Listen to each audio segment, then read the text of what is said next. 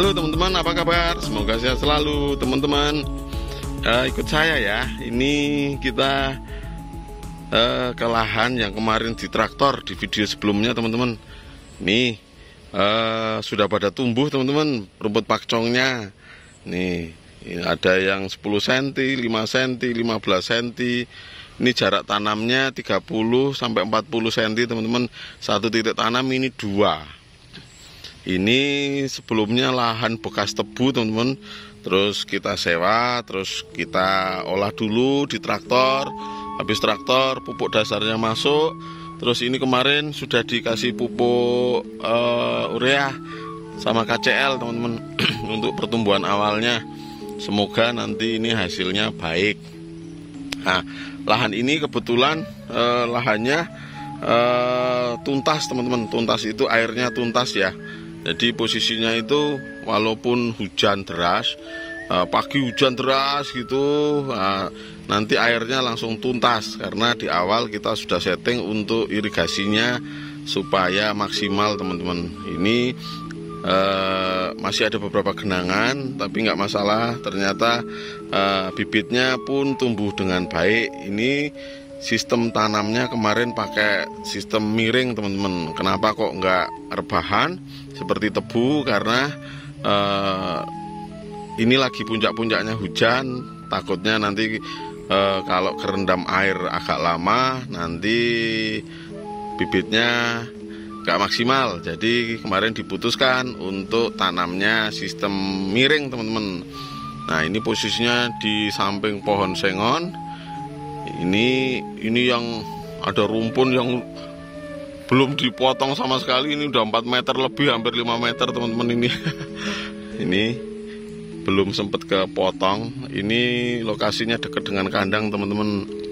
Jadi kalau teman-teman punya lahan dekat kandang bisa disewa untuk lahan pakan, itu wajib disewa atau wajib diambil lah gitu untuk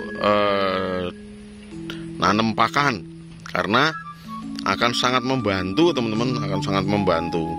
Nah, ini wujudnya seperti ini teman-teman. Nanti perkiraan saya sebulan lagi ini sudah tinggi 2 meteran ya. Nanti lahan ini babatnya kalau 2 bulan berikutnya, jadi kurang lebih pertengahan ini Desember, Januari, pertengahan Januari lah, itu baru babat teman-teman, babat panen perdana untuk diambil bibitnya. Karena kemarin dapat lahan lagi, dapat sewaan lahan lagi agak luas, jadi butuh bibit banyak. Yang ini nanti dikonsentrasikan untuk pembibitan juga. Ini lahan-lahan, ini nanam di sebelah lahan tadi teman-teman. Ini posisinya tanahnya kering teman-teman. Ini kering itu maksudnya nggak basah-basah banget ya. Ini padahal yang ini nggak dirawat teman-teman. Ini paling cuman dikasih serindel gitu terus tinggal gitu. Ini tapi karena ini tidak over air, maka pertumbuhannya akan top teman-teman. Ini satu rumpun. Ini satu rumpun itu dulu cuman 1 batang atau 2 batang ini teman-teman. Ini sudah, wah itu udah berapa kilo aja itu kalau dipanen. Nah teman-teman, mumpung masih penghujan, ayo dimaksimalkan. Mari kita maksimalkan untuk menambah lahan pakan hijauan. Karena lahan pakan hijauan kita itu nanti sangat mempengaruhi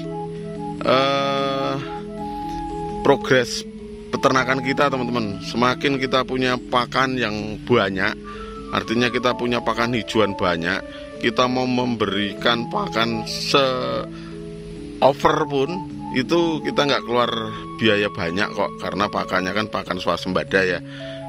Nanti bahkan dari lahan-lahan seperti ini bisa menghasilkan teman-teman, bisa menghasilkan rupiah ya, entah jual bibitnya, entah jual rumputnya gitu. Ini nanti kalau ada hasil bisa untuk beli pakan tambahan, konsentrat, brand polar, tumpi jagung dan sebagainya. Bisa untuk beli obat-obatan untuk ternaknya teman-teman, misalnya obat cacing, obat vitamin dan sebagainya.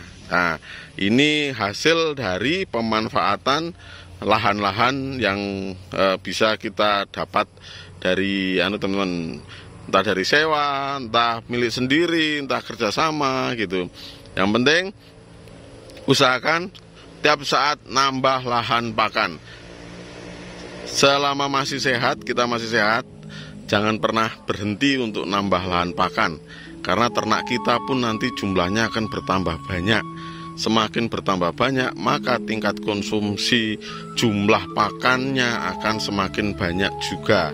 Jadi kita tidak boleh berpuas diri sudah punya pakan, tapi upayakan terus menerus untuk menambah lahan pakan. Nah, kalau nanti sudah over ya dijual ke peternak sapi, dijual ke peternak kambing domba. Nah, itu pun posisinya kita sudah over, sudah punya pakan simpan, baik silase, fermentasi dan sebagainya teman-teman. Nah, dengan punya banyak pakan hijauan itu sangat-sangat membantu kita selaku peternak dalam mengurusi ternak kita teman-teman. Nah, ayo teman-teman, mumpung masih penghujan, kita maksimalkan untuk punya lahan pakan bertambah luas, punya stok pakan bertambah banyak. Oke, ini video review singkat teman-teman mengenai lahan yang kemarin diolah, kemarin ditraktor dan ditanami. Ini hasilnya sudah seperti ini. Ini sudah pada tunas gini teman-teman. Ini harapannya nanti hasilnya akan baik.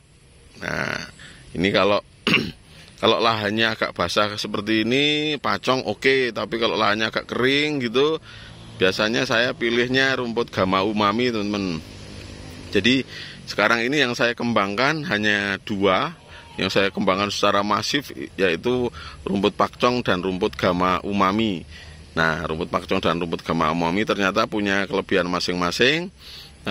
Gamma Umami lebih manis, pakcong itu pertumbuhannya nggak kalah jos, tetap oke, karena selama 1 tahun, hampir 2 tahun ini saya memang fokus di pakcong.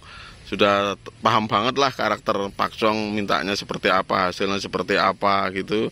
Nah, ini kesempatan kita teman-teman untuk bikin stok pakan sebanyak-banyaknya. Oke, terima kasih teman-teman sudah nemeni saya ngontrol lahan pakan. Semoga kita semua bisa swasembada pakan hijauan dan ternak kita semakin maksimal. Kita pun selaku peternak semakin sejahtera. Terima kasih teman-teman. Semoga kita sehat selalu. Semoga kita diberikan kelancaran dalam usaha. Bagi yang belum subscribe, silahkan subscribe ya teman-teman. Bagi yang sudah subscribe, saya ucapkan terima kasih. Nantikan saya di video-video berikutnya. Terima kasih teman-teman.